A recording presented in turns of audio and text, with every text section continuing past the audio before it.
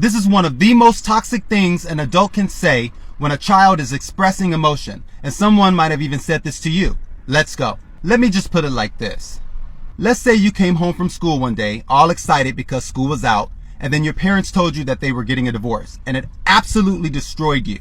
Out of nowhere, you had to wrap your mind around visiting your parents separately. You realized that you'd have to meet your father's new girlfriend, who could be toxic, and you knew you'd have to meet your mother's new boyfriend, who could also be toxic AF. So you go to school and burst into tears from all of the pressure of your private life, as well as the demands of school. Now here comes one of the most toxic things an adult can say when you are in that emotional state. So your teacher sees you crying and asks you, what's wrong? You don't want to talk about it because expressing it could make you completely break down. So you tell the teacher, nothing's wrong. The teacher keeps asking you, so you use the broken record technique by repeating that you really don't want to talk about it.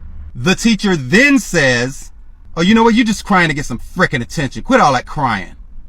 Telling a child that they're crying to get attention conditions them to feel guilt every time they express an authentic emotion. Now look, there are some kids out there who might have a personality disorder, right? Something like NPD, or even worse, maybe they're showing early signs of psychopathy.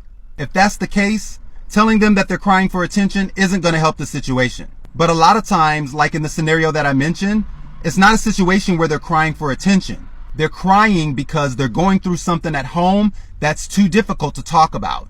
And just because an adult tells a child to open up about something traumatic doesn't mean that they are the adult that the child trusts enough to open up to. A better thing to say is the following. Whatever you're going through, if it becomes too much to handle, make sure you talk to someone you trust because, it helps to get it off your chest. Now, you can also say this, but watch how I word it. If you choose to open up and want to talk to me, know that I'm always here for you. Period.